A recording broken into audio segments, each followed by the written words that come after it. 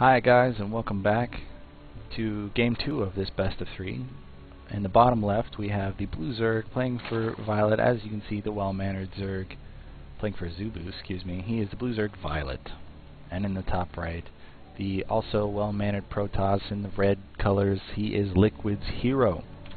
Now, in the last game was very standard openings with a little bit of very well executed Phoenix play by Liquid's hero, and we saw a very standard mid game with what seems to me quick tech to Broodlords. He had a bunch of corruptors that held off all the Phoenix, killed a number of Colossi, and then boom, went right into Broodlords. He didn't do any mid-game because I don't feel he needed to. He was already in the lead. He had four bases. Hero built his fourth, and then that was a bit iffy. But so if Hero had gotten lucky and killed Violet, Violet wouldn't have been able to remax. But since Violet hit max early, he was able to bank all of this money, and Hero kept him off of 5 bases. But Violet had so much money that when they went into that base trade situation, he would have been able to remax. And he had enough money to build a hatchery where Hero's fourth was, and even in Hero's third, where there was still plenty of money, because Hero expanded early enough and he was able to distribute his probes evenly that there wasn't an inoptimal mineral gathering speed. So we see again the standard play and gateway pylon gateway gas from Hero into the second pylon, which is a very difficult one to remember a lot of the times, as well as the 26 pylon for Protoss. I always forget it when I play ladder, but then again, I'm noob. And we'll wait to see what Hero does after the cybernetics core. We see the second hatchery coming down for Violet, again after the spawning pool, which I think is the safer bet, just in case there's a proxy coming and you need to pump out a couple of Zerglings. Now we see some Zerglings going to follow up this Overlord Scout into the main base and take control of the water showers. Excuse me. Hero electing to take this Zealot. A lot of pros don't do this. They just go ahead and wait for the Stalker, or they just forgo it completely until they can get that later tech out. And you don't normally see the sentry until you see a wall off, although I'm not completely sure about that. That's the only one I can think of. A lot of people get sentries. You know what? I'm completely wrong about that. There have been sentries, and they use it just to force field the ramp in case there's early aggression. And now we see the hatchery finish for Violet, and more queens coming out. I hope he gets 3, so he has that insane creep spread that a lot of the great Zergs are known for. And we see the safety spine crawler being put down, which I'm a big fan of as well. I like safe builds, but I also like builds that lead into aggression.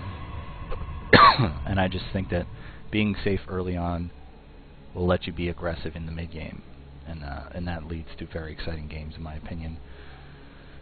Now, we don't see any chrono boosts on the warp gate, so we won't see very much. We won't see the very quick warp prism harassment coming out of Hero, and it looks like he's going to go for that wall off right now. He's totally screwed me over.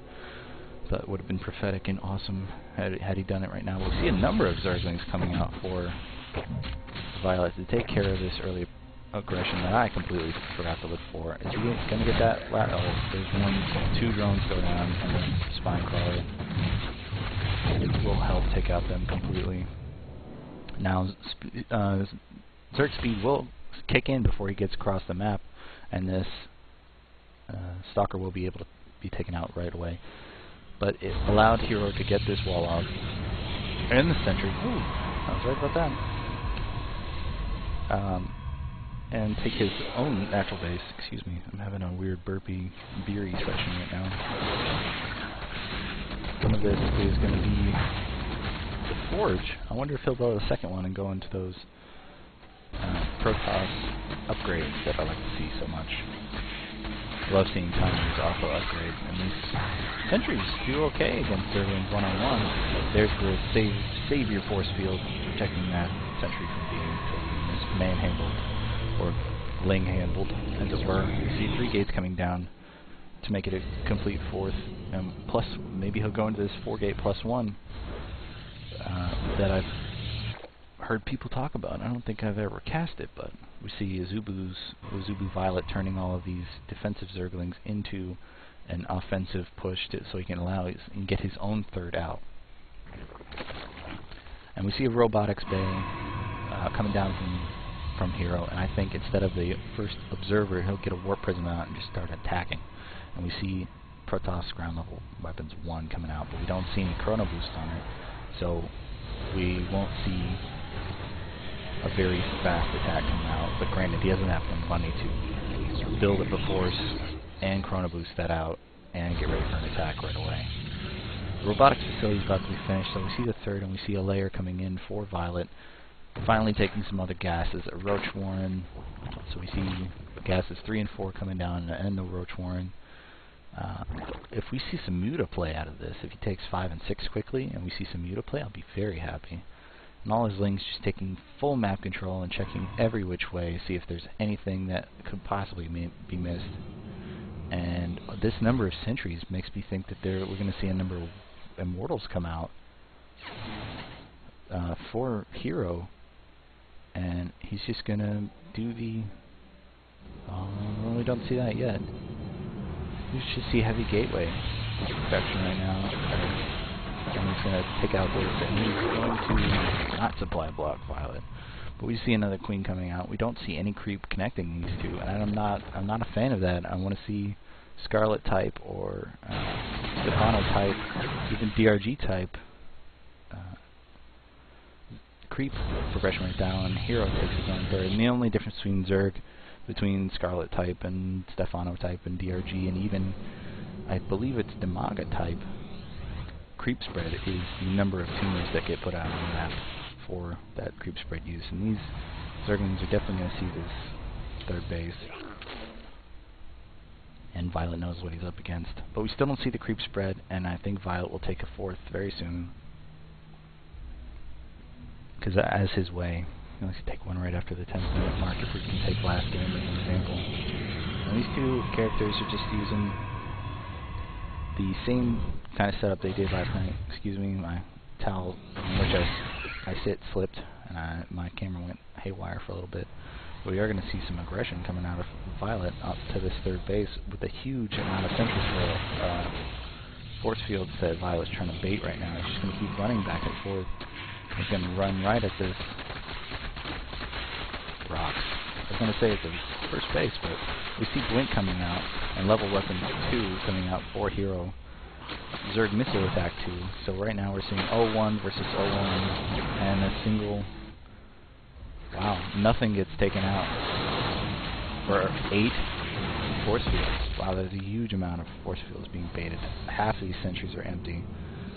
And Violet is just putting himself in a prime position to attack. He's just posturing again, waiting for more reinforcements to come streaming across the map. And his own 2nd level attack to finish. He's going to take out these rocks so that he can get a better non-concave, a wider convex. And oh, he's getting into the base. That's huge. That's much better warping than last time. The Blink Forward is going to nab a number of Lings, but no, Roaches. He's going to try to Blink Forward again. No, he's going to get another Overlord. This time actually supply capping Violet, and we see a number of Infestors coming out. We see the Warp Prism coming out that I hoped for earlier from Hero, and he's going to try to do some harassment to get back in this game. The Observer has just seen that there is an Overlord there to catch early vision of the Warp Prism as it comes through, and Hero's taking a long way around. I don't know, he's just posturing again to see if there was any units out there. Now Violet is taking that same exact path to come around to this wider non-choke area and just get a huge... Oh, come on, they're just posturing. Oh, these guys, I know they have 900 APMs, or in this case 250, but The movements are rather arbitrary, it seems. Sometimes they're just going by touch and feel and instincts, and a changeling going to come in here. Still going to be blocked by that Zealot, his buddy. I wonder if Hero's going to catch that too. But we see a little bit of collapsing of the two lines of ferried forces here. And Violet supplies in the lead, but Hero's ground weapons level 3 is started, and Violet is not. He is only 0-2. And the Templar Archive is being worked in right now for Hero. Now Violet is getting a second evolution chamber, and his force is going to be forced cancel right now. The 7 roaches in all, and there's the cancel. Huge blink forward, napping 2 trees, and these 4 infestors I feel are not long for this world. A number of spine crawlers put in, but they're too late. They're not going to be able to help. Some desperation zerglings coming in, going to be rallied back, but the supply is heavily in Hero's favor. He's just going to take out the Stirred, and Violet is going to be too far behind, even with the macro hatch he has right now. Roach is streaming in, trying to get in, but there's the GG. He couldn't get ahead of those force fields and start taking out those Immortals. There's the GG. It's now 1-1 in this best of 3 between Azubu's Violet and Liquid Hero. We're going to jump right into Game 3. See you soon from Chaotic TV. I'm KO. Bye.